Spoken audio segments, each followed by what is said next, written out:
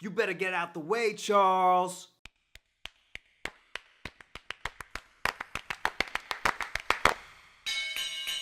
Ooh, yeah! What's up, everybody? I am Bernard Boo. This is WrestleBoo, and today I'm talking about the April 10th edition of Smackdown Live. This was sort of the final day of WrestleMania week, and WWE went out with a bang. The previous night, Paige gave an emotional farewell to the WWE fans, but that farewell didn't last long. She's back on Smackdown Live as the new Smackdown Live general manager after Bryan, of course, announced that he would be returning to in-ring action as a full-time competitor. It's great to see that she still has a role in the company, and as her first act as general manager, she made a dream match. We've seen multiple dream matches over the past few days, but I'm sure nobody saw this one coming. It was Bryan facing off against AJ Styles, the WWE champion. This was a non-title match, but I did not care because, geez, this was one of the best surprises of the whole week. After the commercial break, the Usos came out to face the New Day, and I was hoping that this match would make up for their truncated match at WrestleMania 34, and it sorta did. I wish the match was longer, but what we did get was super intense. The New Day and the Usos put it all on the line. This is what I expect from them. The in-ring action got so frenetic that at one point, Biggie got one of the Usos ready for a belly-to-belly suplex. He threw him over his head, and Charles Robinson was in the way, almost got clobbered by a flying Uso. One of my favorite moments of the match was after Charles Robinson almost got pancaked, and we see Kofi on the outside laughing, and he said, "You better get out the way, Charles," and that killed me. I rewound that about 5 times. I was cracking up. Kofi's the man. At one point in the match, Jey Uso and Xavier Woods started exchanging these nasty-looking strikes. This was like New Japan stuff, strong style. They were beating the crap out of each other, going back and forth, and back and forth. They were milking this sequence for everything it was worth, and I got super sucked into the match at this point. This match did help me get over what a letdown the WrestleMania 34 Triple Threat Tag Team Championship match was, and the Usos get the win. They're going into the Greatest Royal Rumble event at the end of the month against the Bludgeon Brothers for the blue straps. This is gonna probably end up being like a 10-minute video or something, but it's taking me hours to film because of this guy. Next up, we got a simple backstage segment setting up a Trinity versus Natty match for later in the night, and what I liked about this was that I'm kind of starting to gravitate towards Natty's character. She reminds me of like an Angelica Pickles, or that spoiled girl character from these kids movies I used to watch. She's so kind of, her acting is a little hammy, and it doesn't quite fit with how everyone else acts on the rest of the roster, but in a bubble, like if you just look at her performance, it's kind of cool. It kind of makes me laugh. There was also a backstage segment that saw Renee Young interview a heel Shinsuke Nakamura. This was one of my favorite moments of the entire show. Shinsuke's promo was like this minor masterpiece. It was so perfectly structured. Renee was so great in this, and so was Nak. Renee Young asked Shinsuke Nakamura the obvious question of why he attacked AJ Styles after the WrestleMania 34 Dream match. Shinsuke gave this sarcastic response where he said that he didn't know what came over him, and he's very sorry for what he did to AJ Styles. He even gave Renee Young a little wink after he said it, and his delivery here, the sarcasm, the arrogance of it, it was just so perfect. I'm already loving the new Shinsuke Nakamura. But then Renee called him on it. She said, "You're being disingenuous." She asked him again, "Why did you attack AJ Styles?" And Shinsuke replied with, "No speak English." Which was so brilliant because, yes, he's being a jerk because we all know that he can speak English. He just answered her last question with a perfectly grammatically correct sentence. But what's also cool about that is that he's subverting the perception that sadly some people have of him, that he's this foreigner and he can't speak English. So he's kind of insulting them as well, kind of putting them in their place for projecting that stereotype on him. This was great on so many levels. It was Shinsuke's glibness, his attitude, his delivery that really drew me in. Going forward, I think this was what he needed to really liberate him, liberate that character, and open it up to new possibilities. I know for a long time, Shinsuke wasn't really, his performance in WWE hadn't been reflecting the greatness that he showed in New Japan Pro Wrestling, but maybe this heel turn is just what he needs to turn it up to that next level. We were then treated to a promo by Charlotte Flair. She came out to celebrate her win at WrestleMania 34, where she defeated Asuka, and she gave Asuka a lot of respect as well. I was kind of wondering where Asuka was. We didn't see her on Monday night, and we didn't see her on SmackDown Live either. I guess we'll see her at the Superstar Shakeup. Charlotte was then interrupted by Billie Kay and Peyton Royce, the Iconics, graduating from NXT. I really dig this duo. They cut this promo on Paige, and it seemed like the promo was scripted down to a T, but it didn't matter because their performance was so good. And what I like about their gimmick is that they're this elitist duo, and they are gorgeous, and they know they're gorgeous, but also they seem to be a couple. They hold hands when they walk down to the ring, and they're really flirty with each other, but that doesn't define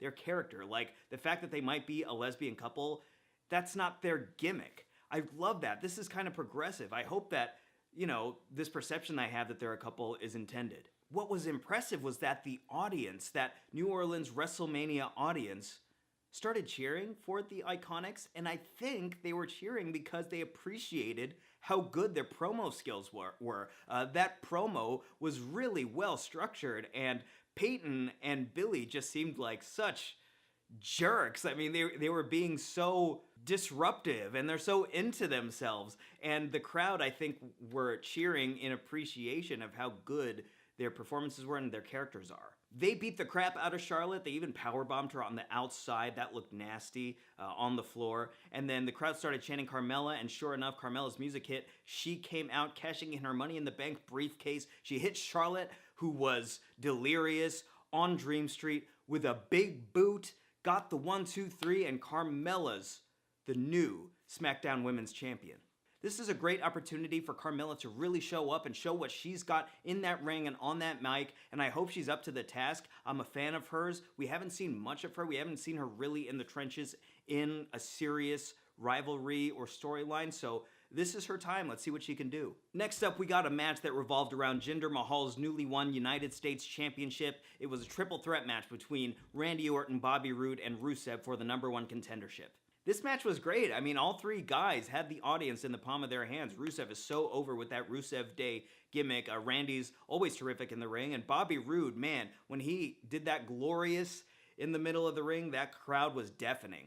One thing I noticed in this match was that the audience loved Rusev so much that when he had that camel clutch sunk in on Bobby Roode, and then Randy Orton broke it up, the crowd actually booed Randy Orton in favor of Rusev, like for Rusev. That's really cool. It kind of shows how successful this current Rusev run is. Jinder Mahal was also sitting on this throne at ringside, which was atop this kind of ornate rug, and that was so funny to me. I don't know why, he's the modern day Maharaja, and I guess that's how he rolls now, but him sitting on that chair, that visual just for some reason cracked me up really hard. The night and WrestleMania week were topped off by this barn burner of a match between AJ Styles and Daniel Bryan, and all I could think while I was watching this thing was how lucky I felt that I was watching Daniel Bryan wrestle AJ Styles in the main event of SmackDown. Man, what a time we live in. This was such a treat. Go D-Bry. For the past few months, Bryan Danielson has been talking about how he has been watching Zack Sabre Jr., who has been so successful as of late in New Japan, watching his kind of manipulative, grappling, submission-centric style. He said that Zack Sabre does this style better than he ever did it, so he's been looking to Zack Sabre for new ideas, and it showed in this match. He was getting AJ Styles in some cool new predicaments and submissions that I hadn't seen from Daniel before. He's got a more grounded style now. He still does some high flying, but the moves aren't as risky, and he's captivating us with less dangerous combinations, right? He's on that mat more, and I'm happy about that.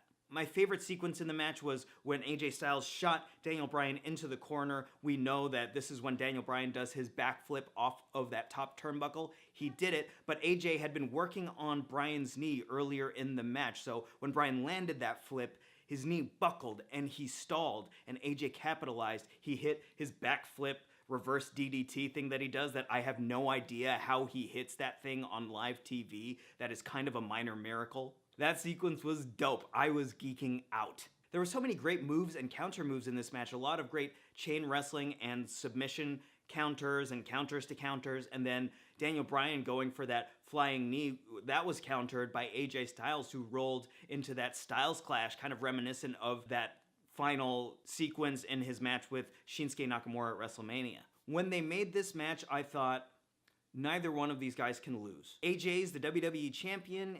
I don't think they'd have him lose to Daniel Bryan, at least on that night. And Daniel Bryan is making his first TV in-ring debut in years and years. It wouldn't make sense to have him lose. So knowing that, I kind of figured that Shinsuke Nakamura was going to interfere, and that he did. Even though in that ring, heel Shinsuke kind of looks the same as babyface Shinsuke, there's this new energy surrounding him. I think him being a villain is going to really liberate his style. He looks loose in there. He actually looks like he might be having more fun now as a villain. There's kind of this mystique surrounding him now because he doesn't pander to the crowd. He's not interested in making us cheer anymore. Now we're all kind of like, what is with that guy? What is he thinking? He's so weird. I think this is the vibe that Shinsuke has needed all along. So yeah, like Raw from Monday night, SmackDown Live was great. This was the perfect way to end this WrestleMania week. There were ups and downs throughout the week, but Raw and SmackDown, these two shows, man, these sent me home happy. I'm happy now. I have a smile on my face and I'm excited about wrestling. I'm not thinking about Roman Reigns and Braun and Nicholas and the Uso match at WrestleMania 34. Let me know what you guys thought of SmackDown in the comments. I can't wait till next week's 2-night-long Superstar Shakeup event. I always look forward to those. Hit that like button. Give me a subscribe. I am Bernard Boo. This is WrestleBoo, and I'll see you next time.